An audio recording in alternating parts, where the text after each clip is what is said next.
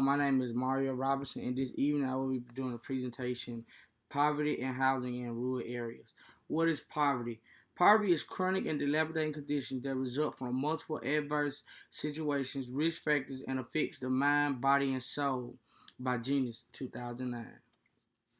Types of poverty. A few types of poverty are rural poverty, urban poverty, absolute poverty, and relative poverty. Rural poverty occurs in metropolitan areas consisting of a population below 50,000 people. Urban poverty occurs the same thing but has at least 50,000 people. So they won't be below the threshold of 50,000, they'll be above. Well, they have at least or more than 50,000.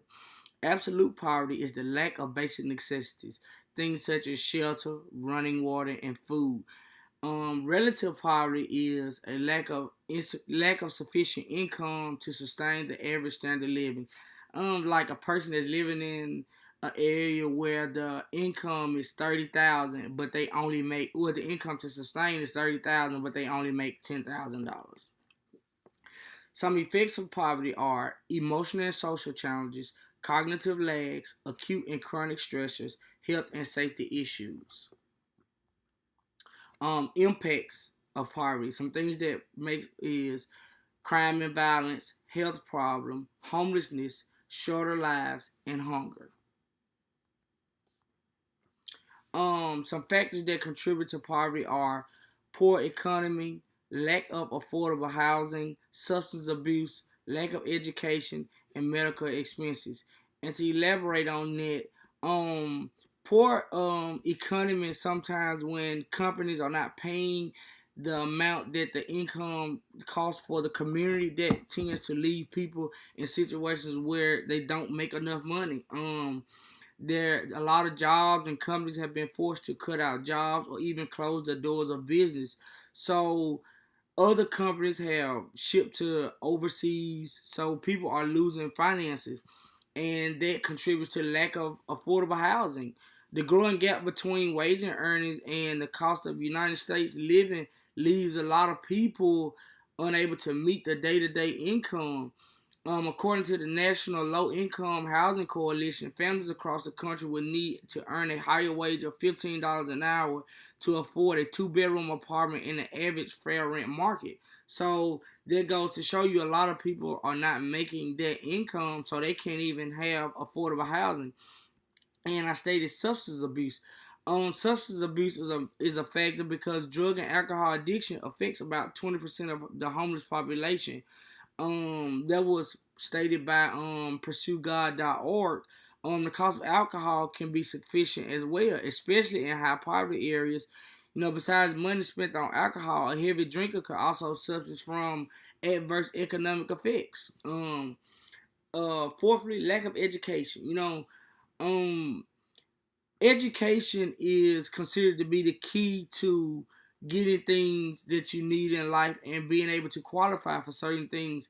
And it may not be a formal education, but you're educated in some manner. Many people from lower class simply cannot afford to attend college or earn degrees, so they only can get low paying jobs with little to no benefits, and then they have to support themselves on their low family salaries. And another one, and lastly, medical expenses.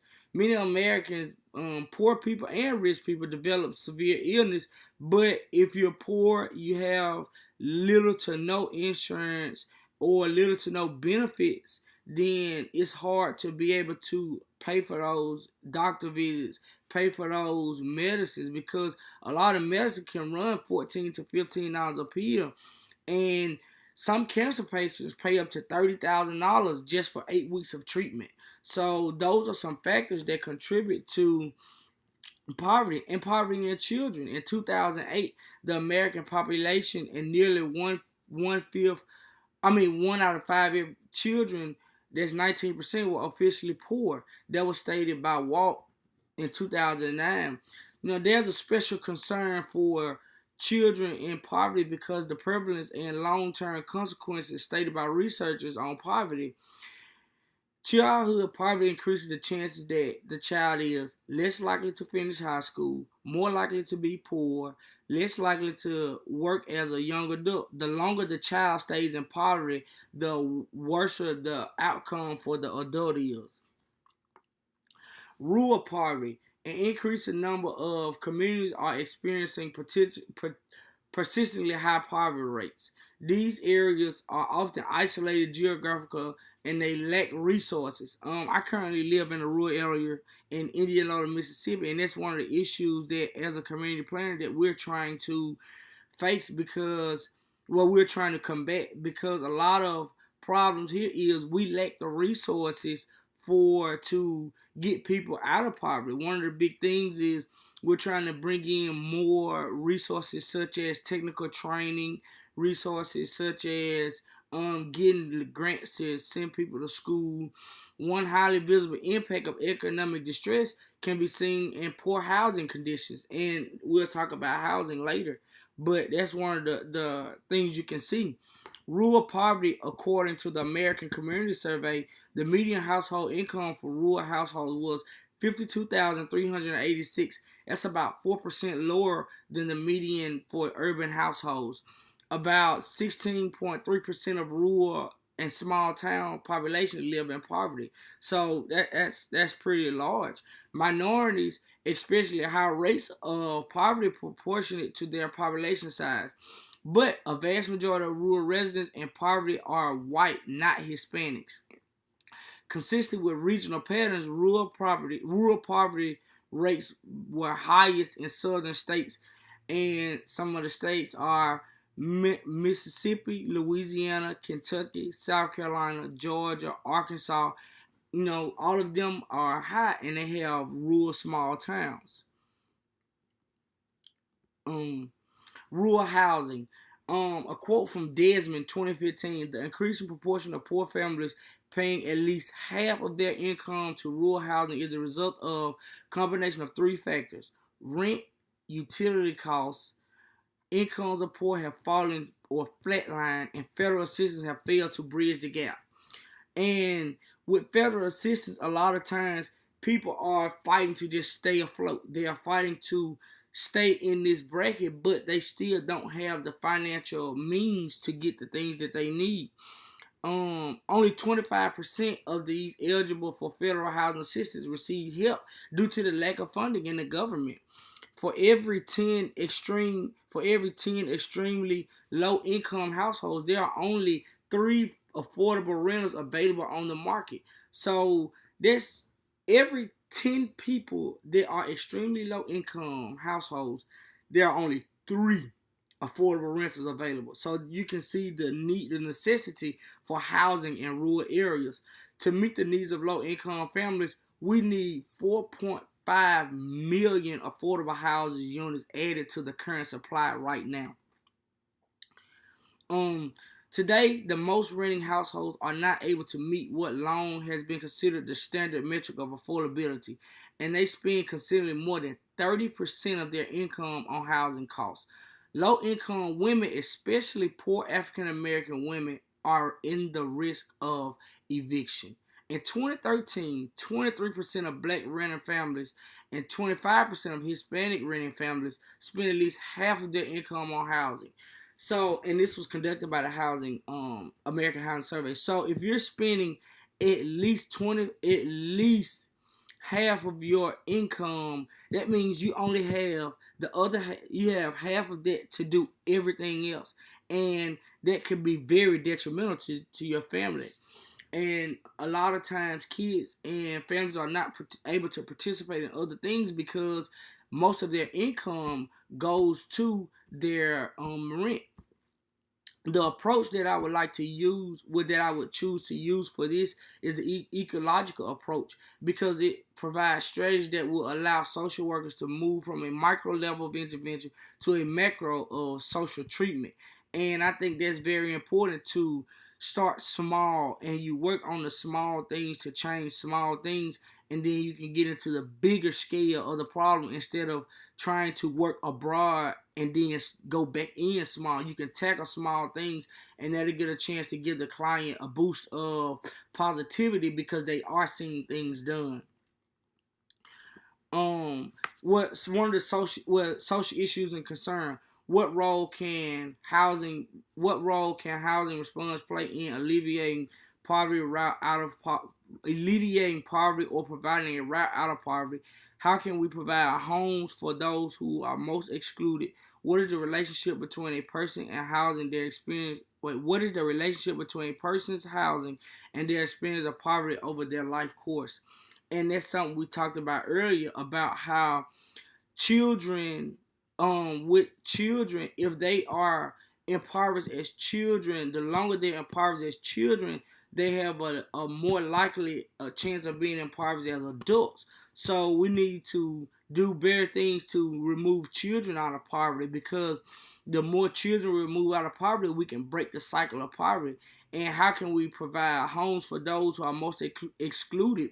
We need to first directly tackle the high areas, like stated earlier, African American women and minorities, because they are being evicted at alarming rates and they are losing their homes at alarming rates. And poverty causes, as we stated earlier, homelessness.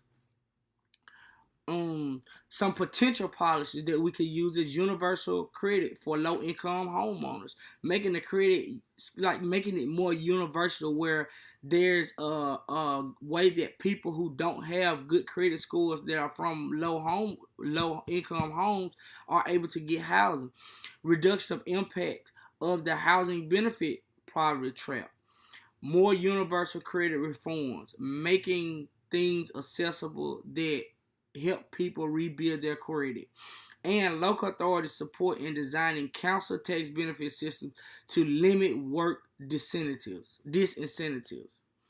And also some policies and regulations and organizations that are going on now. SNAP, TANF, job training programs, as I stated earlier, WIC, the Fair Housing Program, community-led housing, neighborhood enterprise, community organizing and social actions, and food banks. And to elaborate a little bit more about a few of these, food banks are places where impoverished families can go and get food, and that can help with supplementing the money that they would spend on food, and they'll be able to get food from food banks. So that can be a tremendous asset to a lot of families. Community-led housing. One of the things that we've done here with community-led housing is that it's like neighborhood enterprises, and both of those, they work hand in hand, because I'm sorry. Community community community led housing. One of the things with community-led housing is it accounts for less than 1% of housing stocks, but can develop important benefits to low-income households that access it.